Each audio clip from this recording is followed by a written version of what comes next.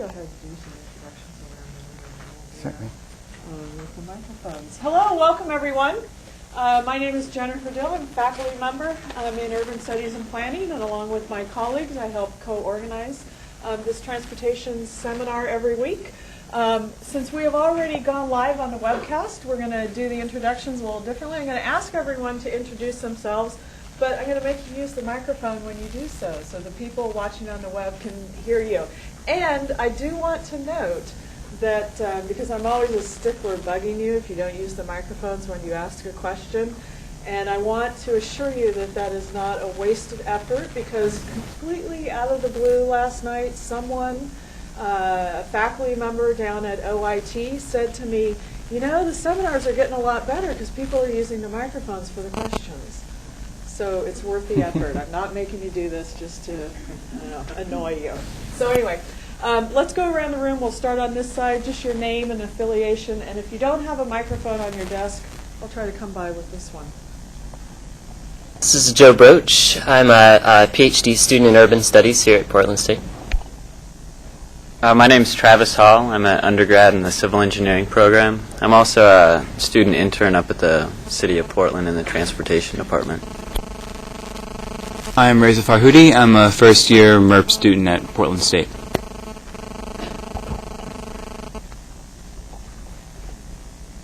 I'm Monica Shoemaker, and I'm an undergraduate in Community Development Studies.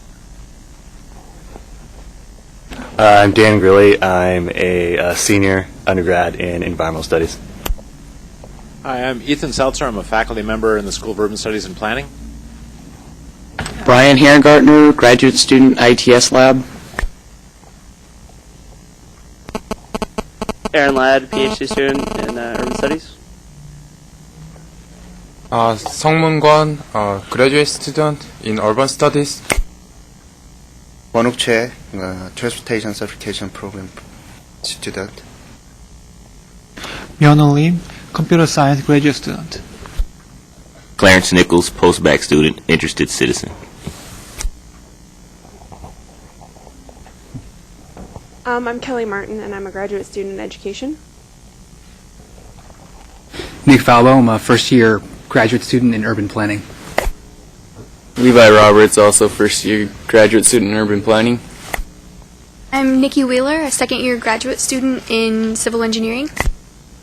I'm Wei Feng, second-year PhD in civil engineering and transportation. Dave Kraut with TriMet. Mark Gishard, a former planner and currently a postbac in civil engineering. Michael Bidwell, first-term graduate student in the transportation certificate. I'm Jonathan Kibrick. I'm a man between degrees, formerly of MTI. Okay, excellent. Thank you, everyone. And now that we're all well practiced on using the microphone, without further ado, we'll get on with our speaker. I'm happy to introduce Professor Tony Rufolo, who is a professor in Urban Studies and Planning. And he was on sabbatical last year and spent some of that time back in D.C. Working in the Department of Transportation, and that's what he's going to reflect on for the seminar. Thank you very much. Thank you, Jennifer. Hello, everybody. Let's see, okay. Basically, as Jennifer indicated, what I'm going to talk to you about a little bit here today is my experiences last year in Washington in the Department of Transportation. I had a planned sabbatical, and it coincided with an announcement from the U.S. Department of Transportation that they were interested in having faculty come and spend some time in the Office of the Secretary. It was initiated by Tyler Duvall, the acting Undersecretary for Transportation, and basically his position was that it would be interesting for faculty to get a better idea of what actually happens in policymaking and what issues are being researched in the Department of Transportation, and there was some possibility that we might actually provide some input into the policy process and some of the research. And so it seemed like a good opportunity, and I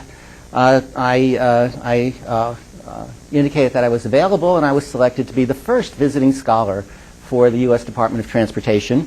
And I was hosted in the Office of the Secretary, so that's mostly the political, but there are also the Office of Policy Analysis.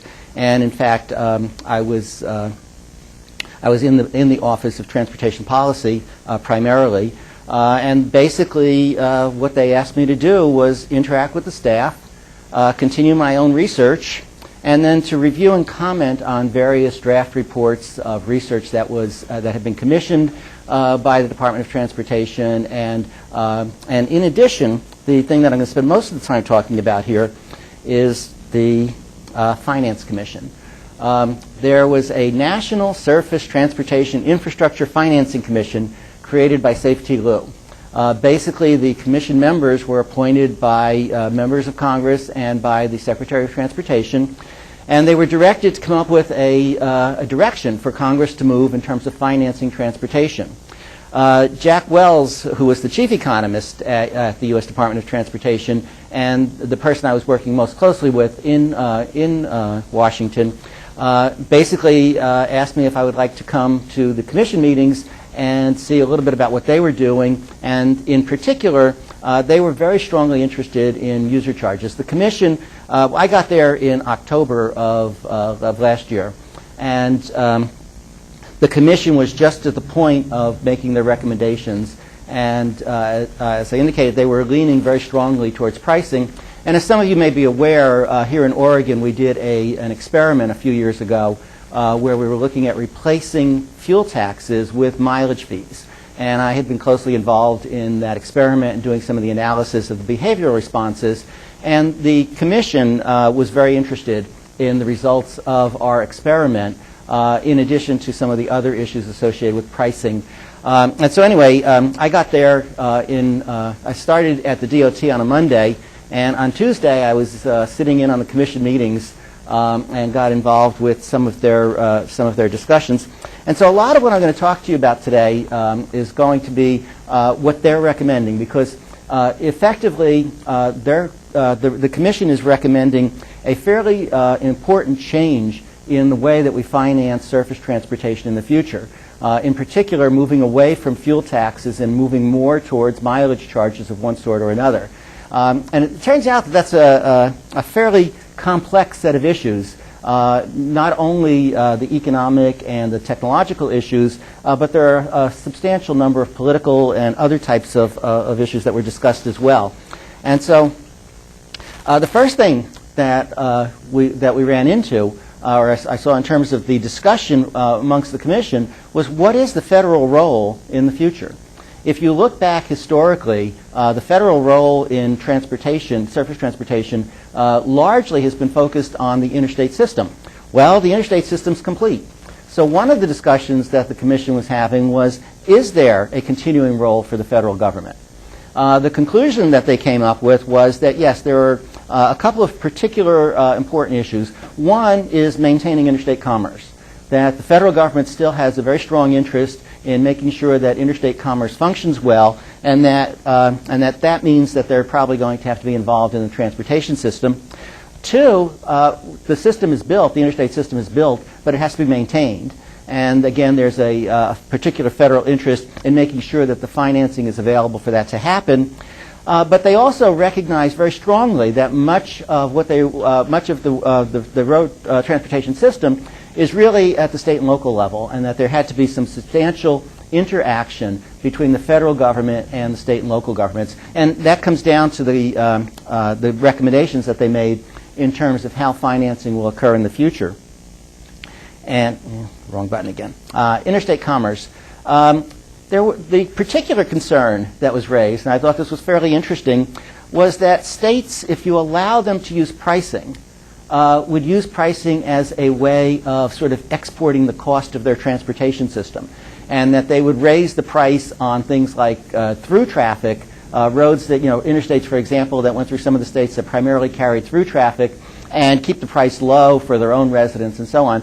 And so there was a lot of concern about, if you give pricing authority to the state and local governments, what will they do with it? And again, we economists tend to think about, well, everybody's going to do the efficient congestion pricing, but the practical people say, well, no, there might be other incentives. And these other incentives may interfere with interstate commerce. They may have other undesirable effects. And so the other concern that they had was that if you rely on pricing, That's fine in the urban areas where you have a high volume of traffic. But there's also a federal interest in maintaining a system, and outside of the urban areas there may not be sufficient funds raised through a pricing mechanism to fund the roads that are required. And so they also were concerned substantially about the level of funding. This is a very, very big concern. As many of you are probably aware, the Federal Highway Trust Fund effectively went broke last year and again this year and required infusions of general fund revenue. And as you start looking forward, the Highway Trust Fund looks like it's going to have even more substantial problems. And then, of course, there are concerns that with alternative fuel vehicles and improving fuel efficiency, that there would be less revenue being generated from fuel taxes. That, you know, it may be nice to have electric vehicles or possibly hydrogen-powered ones, but they're going to use the roads and they need to provide some funding for them as well. And so there's concern about the level of funding. And as I said, there have been a variety of studies that have looked at needs versus revenue streams and the gaps that are occurring and so on. And I'll just give you, I took a few of the slides from their presentations. One of them is that's kind of interesting. It's just the VMT adjusted constant dollars of highway spending. And the little green dotted line shows you VMT, which I'm sure you're aware has been growing rapidly over time. And then they adjusted that and said, okay, let's take a look at constant dollars per million VMT. And as you can see, that's been going down, went down fairly substantially through the 70s and has sort of stayed stable or declining. So that was one concern that the Commission had. The other is if you look at the source of funding, the federal government still comes up with a large share of the highway capital funding. And the concern was that, again, if the federal government moved away from providing that funding, that these gaps would just get larger. And so the federal government requirement is at least partly just based on history, that this is the way everybody's used to it, and if the federal government doesn't maintain that level of funding, it's just going to create bigger problems for the state and local governments. And as to the final one is take a look at the receipts by category. The dark blue is gas, the light blue is diesel, and then the green is non-fuel. And you can see that over time, the combined fuel tax revenues are both high and getting relatively higher compared to the other non-fuel sources. And so again, this very serious concern that as vehicles become even more fuel efficient and the potential for for alternative fuel vehicles increases, that the ability to fund the highway system is going to be seriously compromised over time. The other issue that was widely debated, and one of the issues that I got involved in, is that pricing can be used to manage the system in addition to providing revenue. And there was a lot of concern about how pricing could be used and what the federal role would be if pricing were used.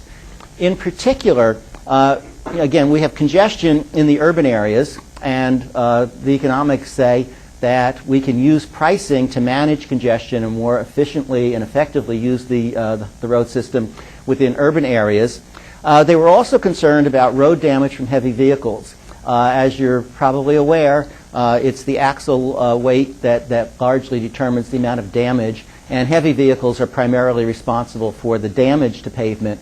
And they were concerned about the possibilities of imposing pricing. Again, as some of you may be aware, Germany has instituted a system for heavy vehicles based upon the weight of the vehicles and the roads that they're driving on and so on, that effectively tries to charge them. And of course, here in Oregon, we have our axle weight distance tax, where we charge heavy vehicles not only based upon their weight, but based upon the number of axles, so that if you add an axle, you reduce the amount of damage that you do for a given weight load. And in Oregon, the axle weight distance tax would go down as you add axles. And again, there was concern about how viable some of these systems would be and what that would imply for needed investment.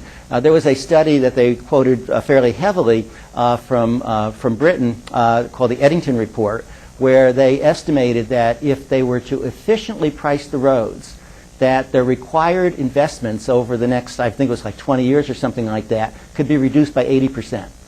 so that the amount of investment that they would need to do to maintain the road system would be substantially reduced if they managed it using a pricing system, as opposed to just coming up with funding to provide for existing, in effect, free roads. They were also concerned about environmental impact. And again, if you look around, there is now a proposal in the Netherlands for, well, their target is 2016. They're not going to, it doesn't appear that they're going to reach it. But where they are proposing to tax all vehicles based upon the congestion level that they're being operated in and the environmental impact that the vehicle generates. And so it's called a kilometer pricing proposal. And basically, it would be a price per unit of distance based upon congestion and emissions characteristics. The German system that I mentioned also has a price differential based upon the environmental characteristics of the heavy vehicles. And apparently, they found that there was a substantial shift when that system went into place towards more environmentally friendly trucks operating on the German highways. And so, again, there's a lot of interest in this, but the sticking point is the technology. And what you basically find is that the cost of these systems that are going to monitor vehicle usage are relatively expensive. The system that's in use in Germany, I think the estimates are that it takes about 25% of the revenue to maintain and operate the system. And then the one that is being proposed for the Netherlands, their target is to get the operating expenses down to 5% of revenue. Well, 5% of revenue, if you take a look at what the Netherlands raise in revenue, they raise about 4 or 5 times as much per vehicle as we do in the United States. And so their 5% of revenue would be more like our 25 or 30% of fuel tax revenue. And in addition, there's some studies I might have some time to talk about later that were done, and it doesn't seem to be technologically feasible yet for them to even get the operating costs down to that level. And then, of course, there are very substantial technology costs in terms of onboard units that are required to track where the vehicle's been operated. Most of the ones that are being looked at are GPS based. But anyway, the Commission recognized that there's nothing that can be done immediately, that the technology needs to be further developed, and we need to identify administrative and other types of systems. And so basically what the Commission has recommended is that Congress should fund a lot of research over the next 6 to 8 years with a target date of about 2020 for actually starting to shift to an alternative system. And the other thing that they talked a lot about was the investment efficiency. Again, at the time that I was there were a lot of discussions about the bridge to nowhere and the inefficiency that might arise through earmarking. And so there was some discussion at the Commission level on how investments should be made and evaluated. And they didn't come up with strong recommendations on this, but again, basically the conclusion was that we needed to move back towards a more benefit cost analysis type of evaluation and a little bit more focus on efficiency in the investments. And then in addition, I said the focus of where you're going to invest may change. Once you're managing the system efficiently, the places where you need to make investments may change. There also was a lot of discussion about the issues that freight has as opposed to the passenger issues. Extensive discussion about whether there should be separate funding that is identified, separate revenue sources that are needed for freight evaluation, and a variety of other things. And basically, well, as we'll see, they had a lot of discussion of it, and I'm not sure they really came to much in the way of conclusions on that one. A lot of consideration about equity, different types of equity. The first one that you may find a little bit interesting, a lot of discussion about generational equity. The issue, basically, again, if you think about the Highway Trust Fund and the interstate system, it was all funded on a pay-as-you-go basis. And basically, what you're using now has been paid for by previous users to a very large extent. On the other hand, you can make a case that bonding is a way of getting infrastructure in the current time and then, in effect, pay for it through user fees over time. And there was a lot of discussion about the issues of potential double taxation, what bonding does in terms of future commitments and so on. There was some discussion about equity amongst income groups.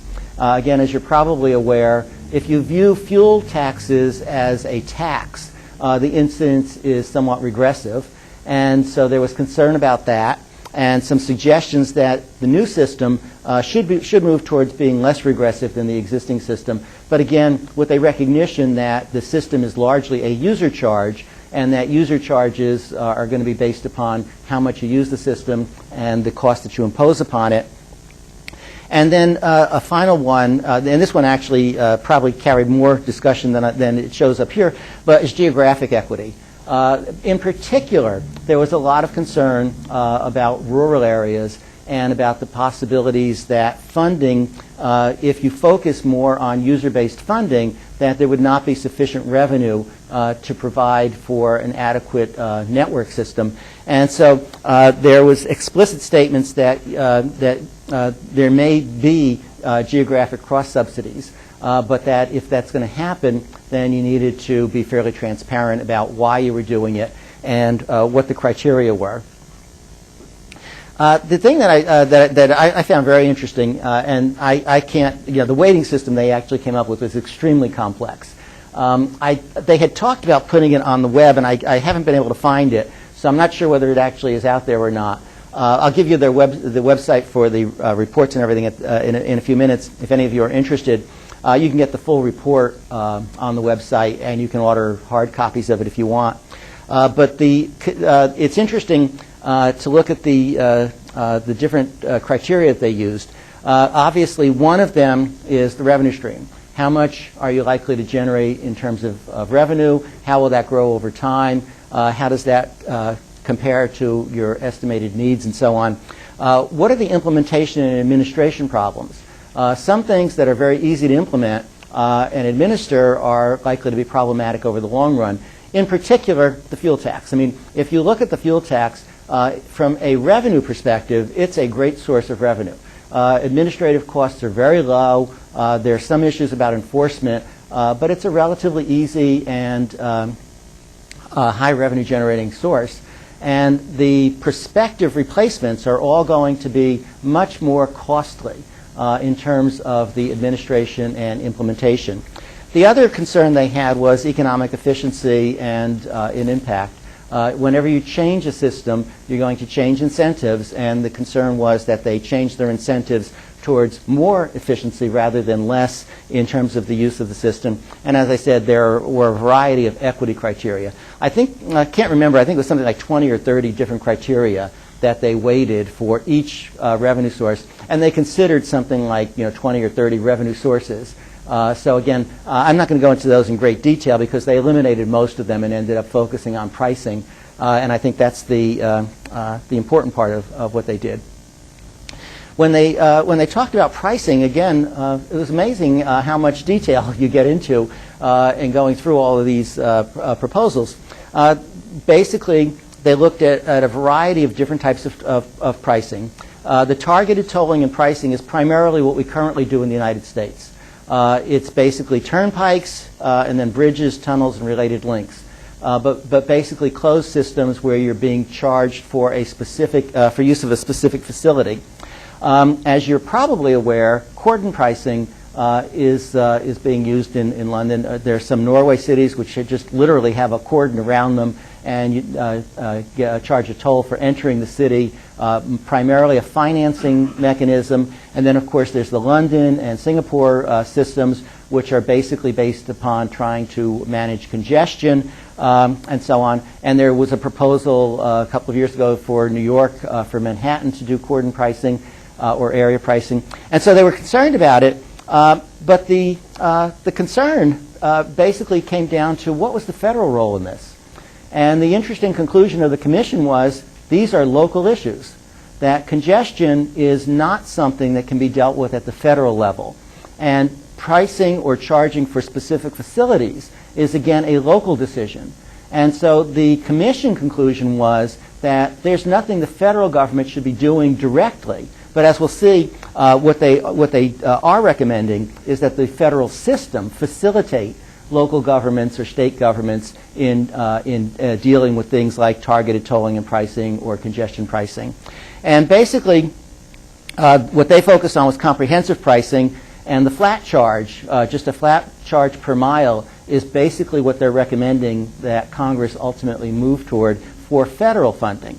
And again, what they do recognize is that variable charging based on congestion, emissions, road damage, and so on may be important, but that's more likely to be an issue for state and local governments in terms of managing the road system. And the systems that they're recommending that Congress move towards developing would be one where you basically have a flat charge, possibly with some emissions or road damage considerations, and then allow for state and local governments to add on to the system.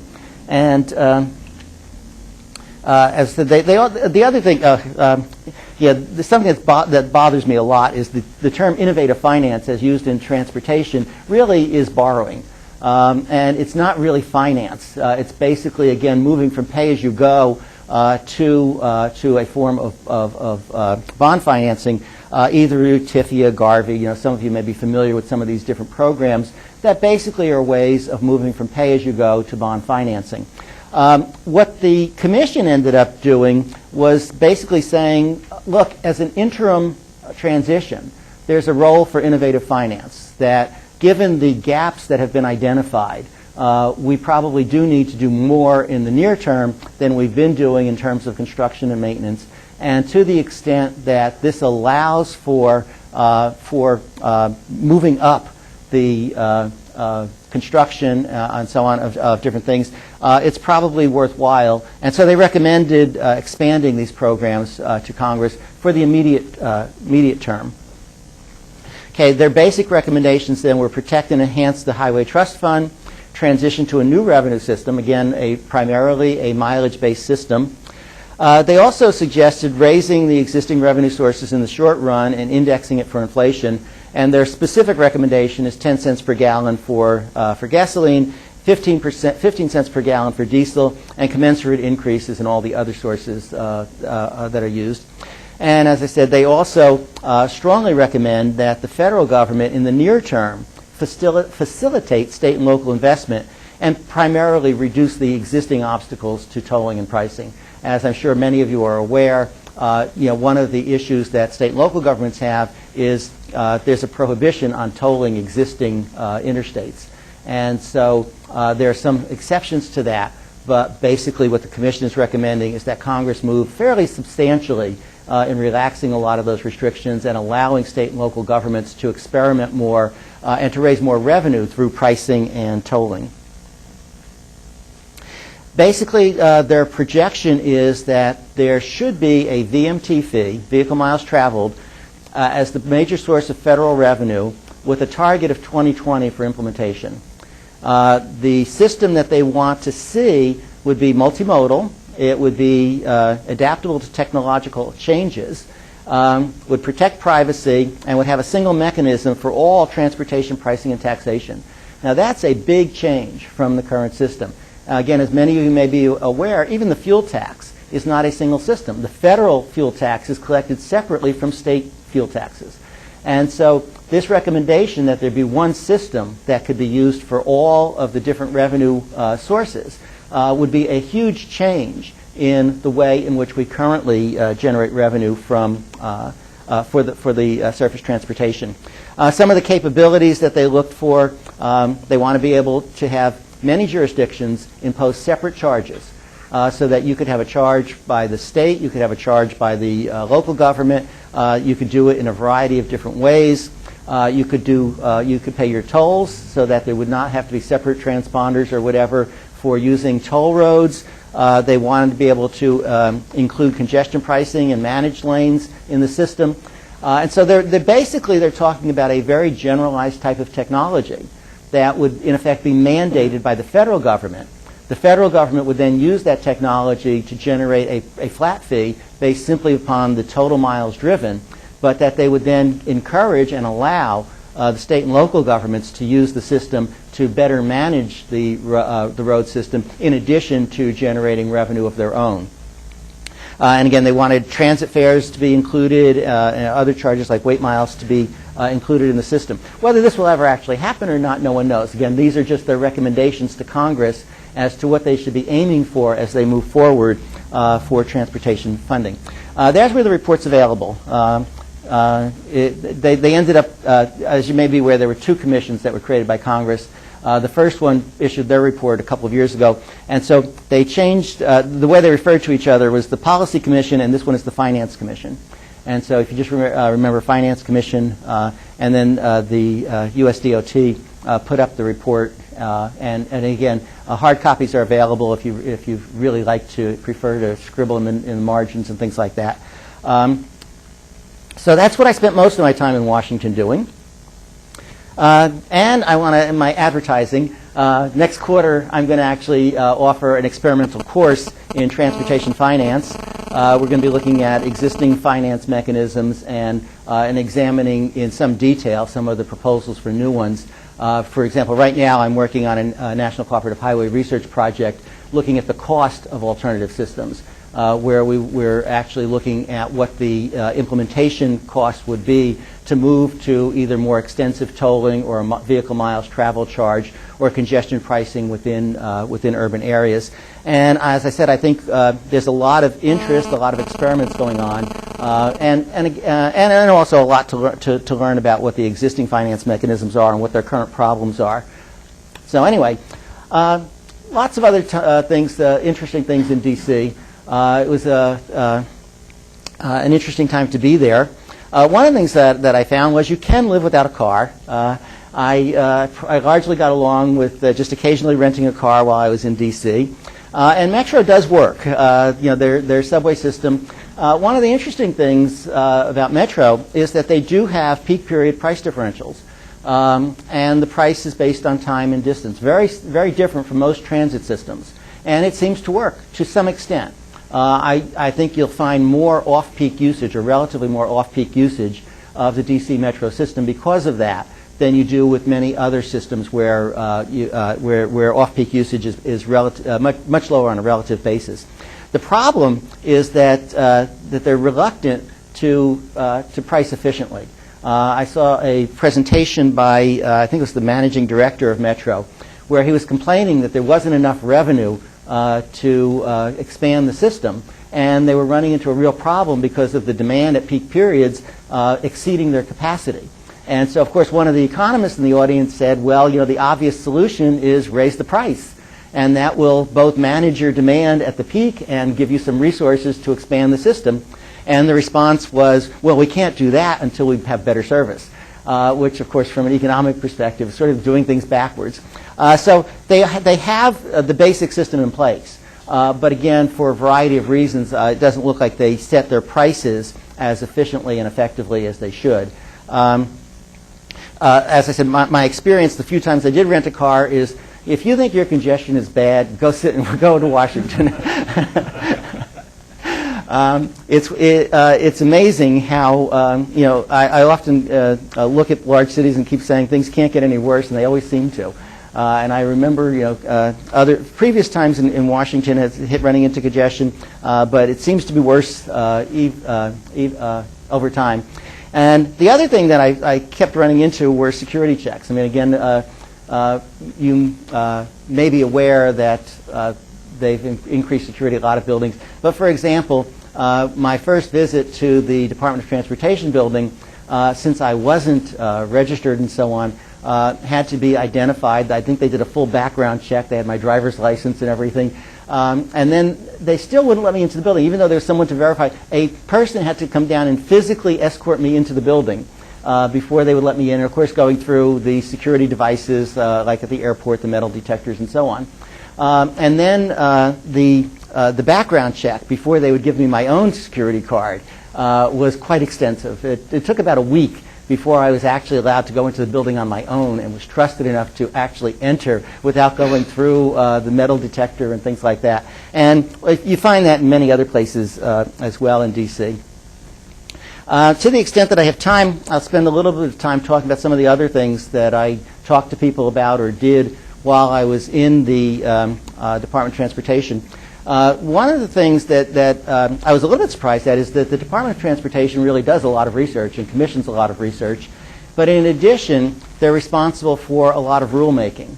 And so one of the rules that one of the staff members that was working on while I was there that we spent a fair amount of time discussing was the federal value of time. Apparently, there are various rules that require that for certain studies, you have to use a federally published value of time when evaluating transportation time savings. And the federal government has a rule that came out a number of years ago, a little bit outdated, and so they were in the process of updating that rule.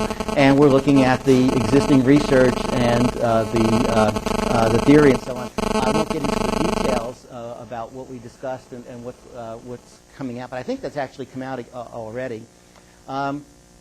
Another one that really I found interesting, as you may be aware, if you do benefit cost studies, you need a discount rate. And historically, a number of the agencies, like the Army Corps of Engineers, appeared to be using very, very low rates. And so Congress eventually stepped in and said, we need to set a rate that everybody's going to use. Okay, well, OMB, the Office of Management and Budget, set that rate. And if you look at their publications, every year they update it. They put a little one-page appendix out with updates of discount rates for real and nominal purposes for different time frames and so on. Okay, the surprising thing is the federal government isn't allowed to use those updates. The federal government and all studies that are done that are associated with federal revenue have to use the original rates. And the original rates under current discount rate conditions are obviously extremely high relative to what you would expect to see in current things. Nevertheless, the studies that are done for the federal government all have to use this 7% real discount rate that was originally published by OMB, I don't know how many years ago. But on the other hand, they then encourage everybody else to use the other rates that are published by OMB. One of the topics that I found very interesting in some of the discussions that I had down there was the question of hypercongestion and traffic volume. There was a study that came out a couple of years ago. I'm sure many of you are aware of the SR 91 managed lanes, which basically are two congestion price lanes inside or alongside four unpriced lanes in Southern California. And there was a study that came out that said that during peak periods, the two priced lanes carried as much traffic as the four unpriced lanes. Okay, basically the terminology of hypercongestion is that as congestion gets worse, the expectation is that the speed goes down, but the volume of traffic increases. Well, with hypercongestion, as the speed goes down, the volume also goes down. And so there are some real questions about when hypercongestion occurs and what the implications of pricing are for volume flows. And there are a lot of interesting discussions that were being done at the time about the relationship between hypercongestion and traffic volume. For example, one of the counter-arguments with respect to SR 91 is that there was really a bottleneck when everything comes together, and that the reason that they were observing the low volume was associated more with the bottleneck than with the level of congestion on the road. Anyway, these things are important because they are going to impact what the evaluations of congestion pricing are likely to be. If you really have hypercongestion in a lot of urban areas, then what that implies is that if you price a couple of the existing lanes, you may actually increase the flow on all of the lanes. And that is a sort of very counterintuitive result, and one that is not, is up to a lot of debate right now. There was one study that was done by one of the environmental groups of the Beltway, and they concluded that that pricing two of the lanes would be better than adding another lane. just pricing 2 of the existing lanes. Now, as I said, obviously there's a lot of disagreement about that, but it was meant for some interesting discussions, and the DOT was commissioning some research related to the conditions under which it was likely to occur or not. Another one that came up was this notion of private roads. As, again, many of you may be aware, the Chicago Skyway and another road in Illinois were sold to private investment firms. And again, we economists tend to think, well, congestion pricing will be great. But the practical people were saying, well, hey, the only way that private roads work is if in some sense you're a monopolist. There's some downward sloping demand. And what's going to stop a monopolist operating a road from acting like a monopolist? And under what circumstances can you have private roads that would be efficiently managed as opposed to private roads that are managed to maximize profits and inefficiently managed? And so, again, a lot of discussion, of research that was being commissioned that I got to review and so on the potential for private roads and some of the problems that are likely to arise if you just indiscriminately sell off existing tollways and things like that. One that I'm spending a lot of time on lately is the cost of pricing. As I mentioned, the technology and the administrative costs are fairly substantial. DOT had done some preliminary research on that. I'm currently now working, as I mentioned, with a National Cooperative Highway Research Project on the cost of pricing. And for example, my part of it right now is I've been looking very carefully at the Dutch proposal. And they have actually commissioned some major companies to do very detailed estimates of the cost of the technology and the administrative and enforcement costs that would be required if they were to actually start enforcing it. And as you might guess, those costs are quite high. The onboard units are on the order of $150 per vehicle, and as I said, their estimates of the administrative costs, even by 2016, would be $75 per year per vehicle. There are benefits other than generating revenue. You're going to manage the system much more efficiently. But again, with costs like that, there's a lot of consideration as to whether it's really worth it and what can be done to bring those costs down. And so on. And I also got involved in a study of just a very simple study for the state of Virginia on whether it would be feasible for them to just implement a VMT fee. It was actually a college course that was doing it for them, and one of my colleagues at the DOT was the instructor and found out about my work with VMT fees, and so I got to discuss with the class a couple of times and read over their report. So there are a lot of interesting things that were going on in D.C. One of the things that was interesting was I was there for the inauguration. This is not the inauguration. This is actually the concert on Sunday before the inauguration. And you can see the concert, way off in the distance there is the Lincoln Memorial, which is where the concert occurred. My wife and I got there maybe an hour and a half or an hour before the concert. And as you can see, we didn't get too close to the stage. And in fact, if you look back at the Washington Monument, those are the people who came in after us. So there were a lot of people at the concert who probably had no clue where the Lincoln Memorial was or whatever.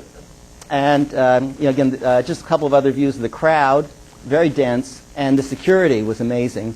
Everywhere you looked, there were security guards, long lines of police cars, and so on. So anyway, it was an interesting experience.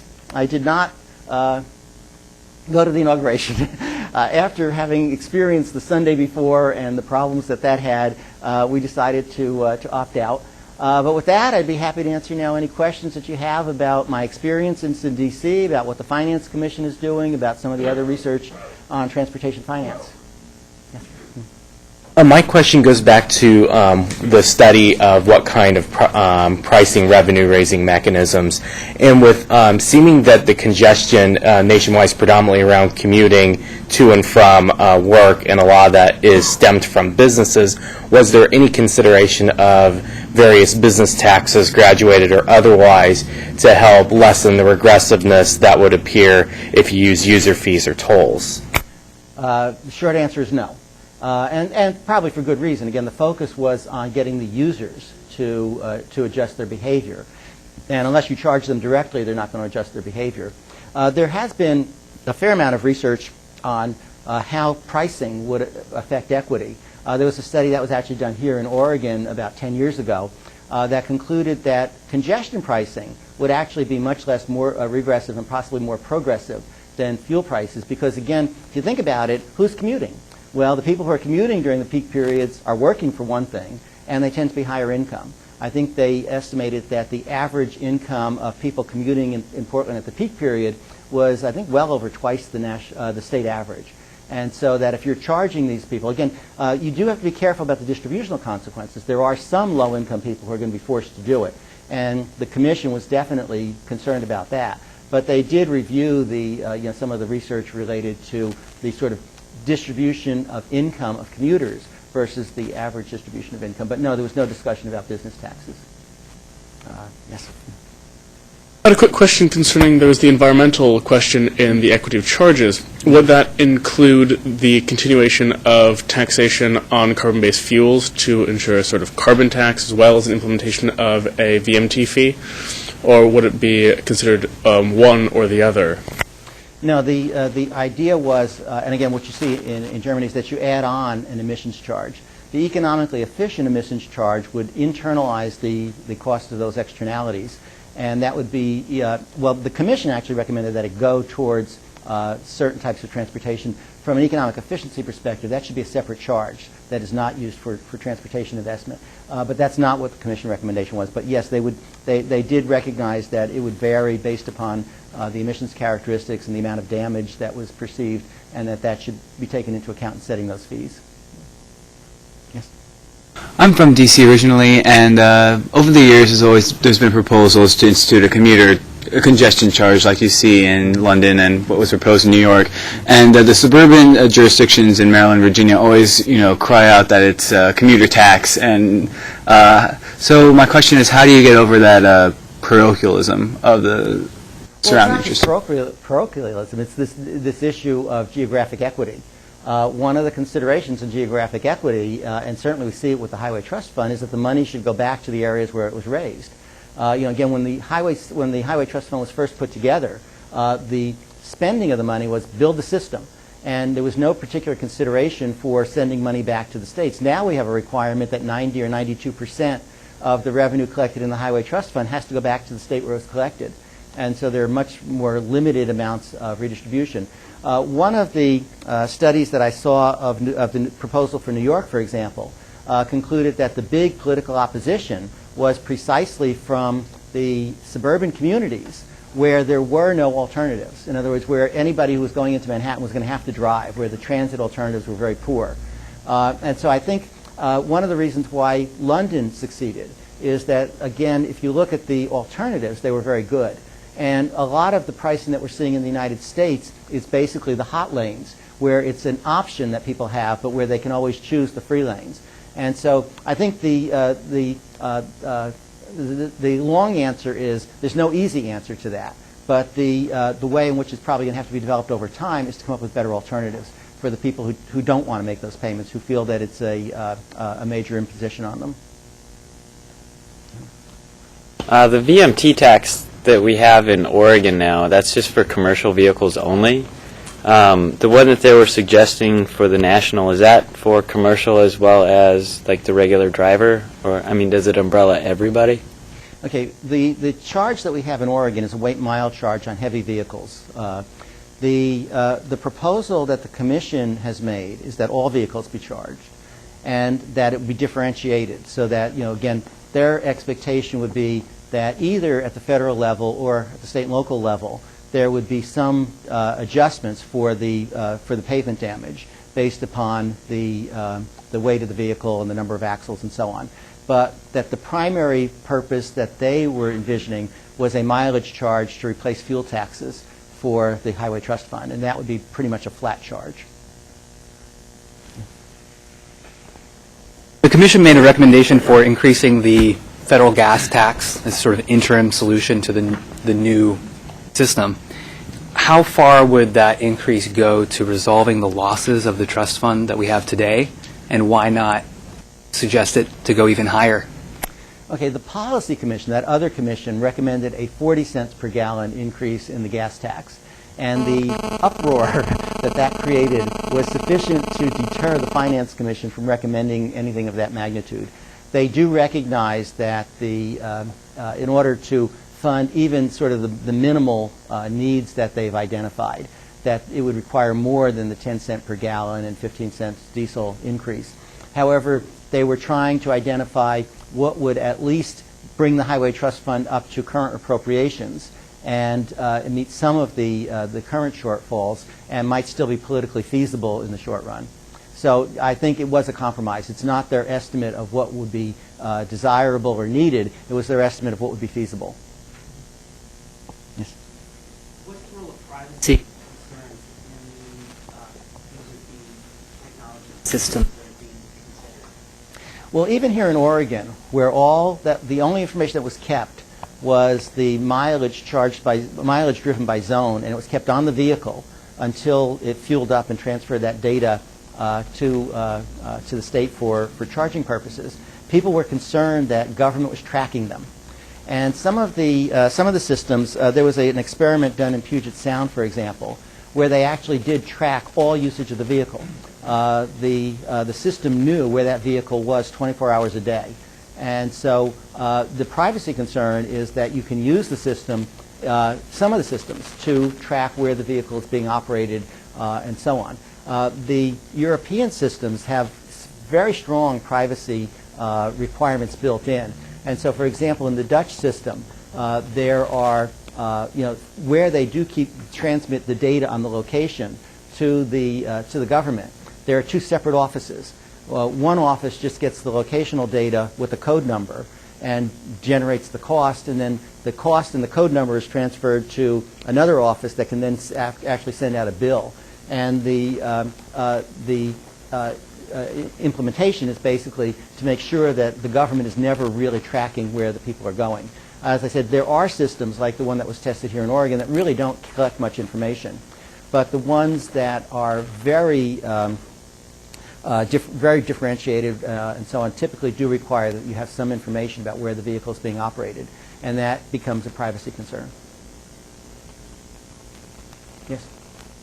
I'm interested in the relationship with the states, and you interested briefly about you talked about the bridge to nowhere. What type of consideration were states given, as states like New York and New Jersey with high, commerce and political pressures? How did you encounter any, interesting stories with that?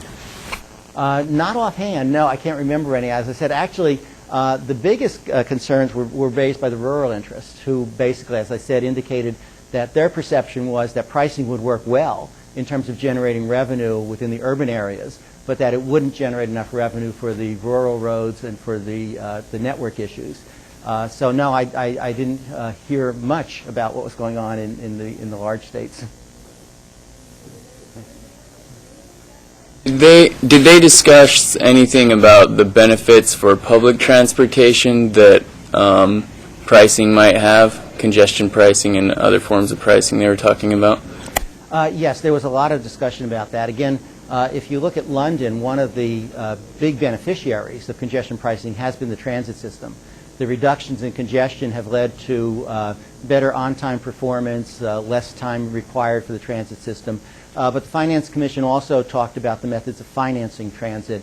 And basically, if I recall correctly, their recommendation was that transit be largely financed by general fund revenues, and that it be taken separately from the highway fund. But I'm not certain of that recommendation. I have to actually go back and review what they did. But yes, they had extensive discussion about transit and freight issues. I focused largely on just the sort of general revenue one. But there, if you read the full report, you'll find there's a whole chapters on those topics.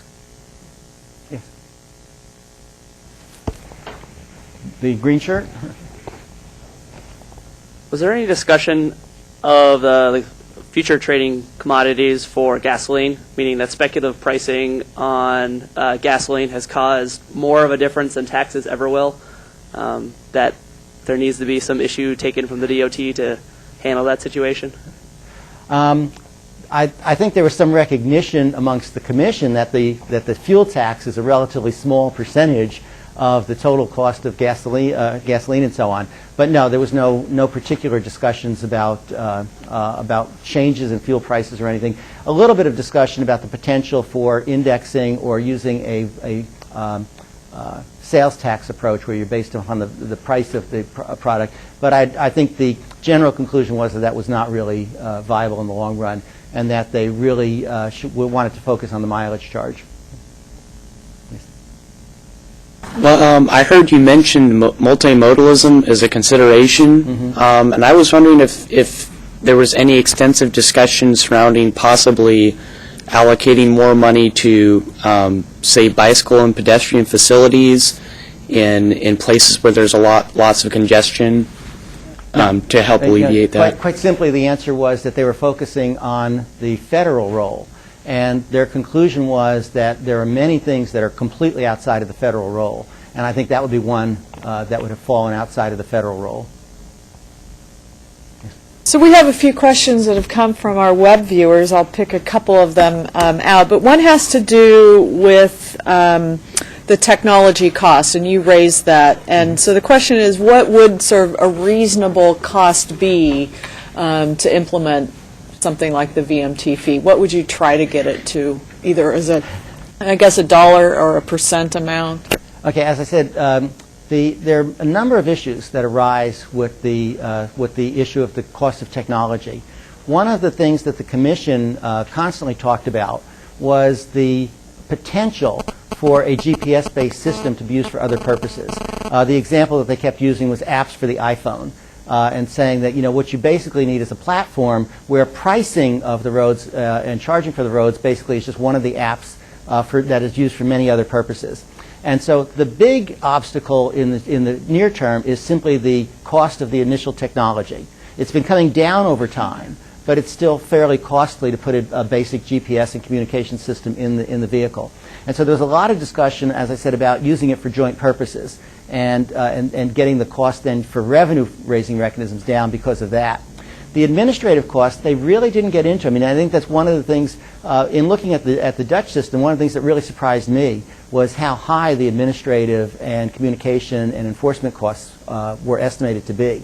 And again, I don't think the Commission really had even any comprehension of that. That's one of the things that they're recommending we need additional research on as to what the system would look like, what it would cost, and how it would be implemented. I'll do one more of the web questions, and this is on the subject of pricing freight and passenger vehicles differently. And this person says, it seems very clear that freight vehicles produce significantly more externalities, and yet it's a sector that has benefited hugely from public money. From a sustainability point of view, requiring the freight industry to internalize these costs makes great sense, but do you think it's politically viable to tax these corporate interests in a way that reflects the true costs of their activities? It's certainly difficult. Again, we've had many attacks here in Oregon on the weight mile tax because the trucking industry doesn't like it. We actually had a case that went, I think, all the way up to the Supreme Court where they were trying to get the system overturned. They did get I think it was the Iowa system overturned by the courts. So yes, there is a lot of opposition amongst the trucking industries, but I suspect there was in Germany as well, and they did manage to implement such a system. So, again, as to what would need to happen for that to occur in the United States, I don't know. But it certainly is an issue in terms of the different interest groups. Before we thank you, because we are at our time, next week we'll all be off on vacation for Thanksgiving. And then our final seminar of the term will be on Friday, December 4th, and it will actually be me and my colleague, Professor Chris Monsieur, talking about the evaluation of Portland's green bike boxes, hot off the press or hot off the computer results. So hope to see some of you there, and thank you very much, Professor Rufolo. Thank you.